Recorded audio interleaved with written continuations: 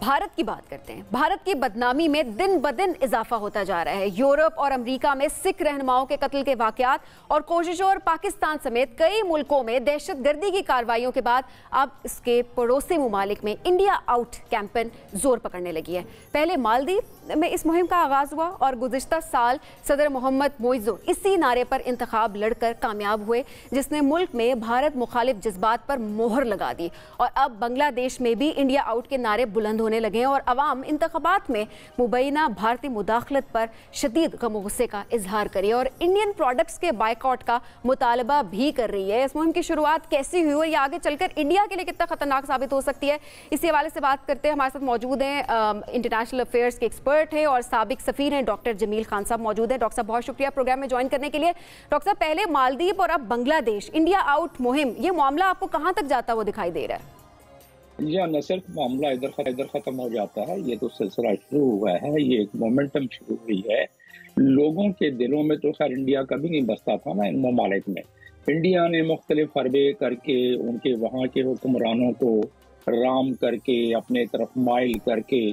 चाहे वो मालदीव हो, भूटान हो, चाहे वो श्रीलंका हो, हालांकि श्रीलंका बहुत कम ही उनके तरफ जाता था, हमारे साथ उनकी दोस्ती ज़्यादा थी, और इसी तरह से कम हो गया। बाकी भी ममालिक जो छोटे छोटे हैं वो सारों को इंडिया किसी न किसी तरीके से कोशिश करता था कि उनके सरबराहान को अपने इन्फ्लुएंस में रखे, जिसकी वजह से उसे अब अवाम फट पड़ी है। और इसी तरीके से आपने देखा कि मालदीव जो कि मोहम्मद मौजू जो उनके आए हैं अभी नए सदर, उनका नारा ही ये था, उनका नैरेटिव ही ये था, लेकिन उससे पहले काफी काम हो चुका था। दरअसल 2013 से लेके 2018 तक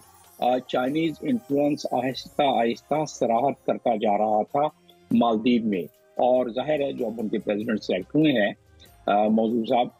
उन्होंने इस मामले में काफी दवा बख्शी है। तो ये सिर्फ 4 लाख आबादी का छोटा सा 1200 जजीरों पे मुहित ये मुल्क है, लेकिन इसकी स्ट्रेटेजिक अहमियत इतनी है कि इंडिया अपनी जोर लगा रहा है और लगा चुका कि ऐसा ना हो। लेकिन इंडिया की फोर्सेज जो कि 75 से 80 के करीब वहाँ थे, हेलीकॉप्टर एक था और जहाज था, उसको भी उन्होंने निकलवा दिया है मालदीव की गवर्नमेंट ने और इनके सदर ने। तो एक तो ये हो गया। दूसरा, बांग्लादेश एक बड़ा मुल्क है। बांग्लादेश में बांग्लादेश की प्राइम मिनिस्टर हसीना साहिबा, उन्होंने काफी कोशिश कर रही हैं कि किसी तरह इंडिया के खिलाफ जो इंडिया आउट मुहिम है इसको दबाया जा सके, इसको मदम किया जा सके, लेकिन उनको कामयाबी हासिल नहीं हो रही है। नेशनल पार्टी जो है वहाँ, बांग्लादेश नेशनल पार्टी, वो अभी तकरीबन उसके आधे लोग, आधे अफराद, उन्होंने भी खुलकर हिमायत नहीं करना शुरू की, लेकिन वहाँ के अवाम, सिविल सोसाइटी, बाकी लोग वो सड़कों पर निकल आए हैं इंडिया आउट मुहिम में। और उस पर उनकी प्राइम मिनिस्टर, ये उनका वतीरा है, वो कहती हैं कि भाई अपने पहले अपोजिशन के लोगों को या जो जुलूस निकाल रहे हैं कि अपने बीवियों की साड़ियाँ जो कि वहाँ से इंडिया से आती हैं पहले उनको जलाएं, और फिर आपके घर में जो मसाले और जो लहसुन और आप प्याज वगैरह आता है उसको इस्तेमाल करना बंद कर दें, फिर बात करें इंडिया आउट की। लेकिन वो कहते हैं कि आवाज़ खल्क को नकारा खुदा समझो, ये आवाज़ खल्क उठना शुरू हो गई है, जिसकी वजह से चाहे वो वाजिद हसीना हो या कोई और हो, वो एक खास हद तक तो उसको मदम करने की कोशिश कर सकती है या कर सकता है, लेकिन ज्यादा अरसे तक ये मामला चल नहीं सकता, क्योंकि अवाम का रेला जो है वो बढ़ता गया अगर, तो फिर जो कि बढ़ रहा है, फिर चीजें जाहिर है मुश्किल नजर आएंगी इंडिया के लिए, क्योंकि अवाम की आवाज अब अगर उठने लगी है तो अवाम की आवाज को खामोश करवाना कोई किसी भी हुकूमत के लिए वो बड़ा मुश्किल हो जाता है। अच्छा, ऐसे में अगर हिस्टोरिकली भी अगर देखा जाए तो ये दोनों ममालिक, मालदीव की बात की जाए, बांग्लादेश की बात की जाए, तो ये इतने मामलात खराब नहीं थी। तारीखी तौर पर तो कुर्बत एक थी इंडिया के साथ, अचानक मामलात खराब होते क्या आपको दिखाई दे रहा है? और इसके अलावा भी अगर देखा जाए दीगर ममालिक के साथ भी, जिस तरह से मोदी सरकार एक तरह से अच्छे रवाबित उनके नहीं हैं, इससे क्या गेन क्या करना चाह रहे हैं? हर किसी से लड़के वहां पर मामलात खराब करके इससे क्या गेन करना चाह रहे हैं? वो इलाके का चौधरी अपने आप को मनवाने की कोशिश की जा रही है ना, लेकिन इसको जियो पॉलिटिकल और जियो स्ट्रेटेजिक तनाजुर में देखना बहुत जरूरी है। मालदीव, सिंगापुर, श्रीलंका, ये सारे ममालिक स्ट्रिंग ऑफ पर्ल के वो एक हिस्सा है। खासतौर पर म्यांमार, बांग्लादेश, मालदीव भी अब उस रास्ते में आ गया है, पाकिस्तान, ये सारे स्ट्रिंग ऑफ पर जो कि चाइना के एक वो शिपिंग लाइन की एक तसलसल है और उसकी हिफाजत का एक सिलसिला है। उसके बरक्स इंडिया जो अमेरिका के स्ट्रिंग ऑफ अलायंस में इंडिया है, फिलीपीन है, आगे ऑस्ट्रेलिया तक पहुंच जाता है, जापान है, ये सारे का सारा एक शिपिंग लाइन जो कि दुनिया के 60,000 जहाज मालदीव के सामने से और इस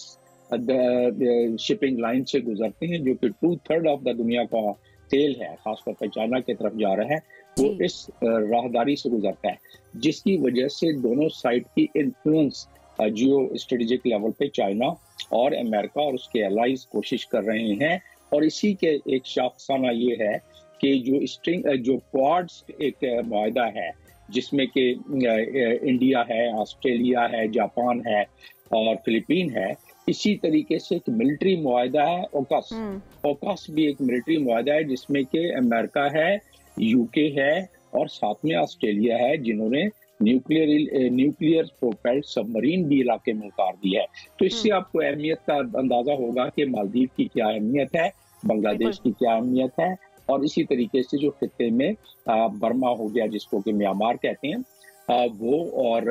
ये सारे ममालिक इनकी अहमियत बढ़ती जा रही है, जिसकी वजह से आपने देखा कि 4 लाख की आबादी के मुल्क का सरबराह जब इलेक्ट होता है 2024 में, तो वो चाइना में स्टेट गेस्ट के तौर पर वहाँ गार्ड ऑफ ऑनर का मुआयना कर रहा होता है प्रेसिडेंट शी के साथ। तो आप अहमियत देखें कि इस मुल्क की और उसके क्या, चाइना ने जो वहाँ एक ब्रिज बनाया जिसको कहते हैं चाइना मालदीव फ्रेंडशिप ब्रिज, उसने वहाँ की जिंदगी बदल दी है लोगों की, क्योंकि वो जो जजीरे जिसमें किश्तियों से लोग जाते थे अपना पेट पालने के लिए, अब वो उस पुल के जरिए चले जाते हैं। तो ये तमाम चाइना बड़े इंफ्रास्ट्रक्चरल सारे सिग्निफिकेंस जो है,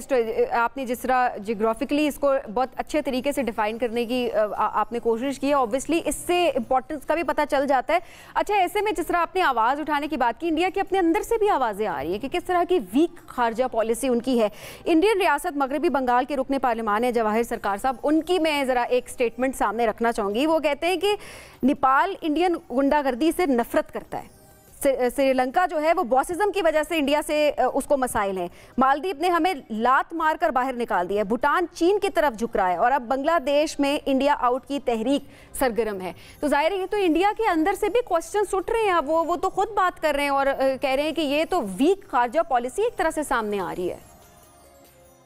न सिर्फ ये बल्कि इंडिया में पोलराइजेशन की वजह से भी जो इंडिया की एक बड़ी कसीर आबादी है और उनकी मुखालिफ पार्टी कांग्रेस जो है, वो भी इस चीज़ को मानती है और जानती है कि जो रजिस्ट्रेशन एक्ट लेके आए, जो सिटीजनशिप एक्ट लेके आए, जो मार्जिनलाइज कर रहे हैं माइनॉरिटीज़ को, वहाँ जो इंडिया एक सेकुलर मुल्क था उसको एक शिद्दत पसंद मुल्क में तब्दील किया जा रहा है, तो वहाँ की एक कसीर आबादी इस चीज़ को मानती है और जानती है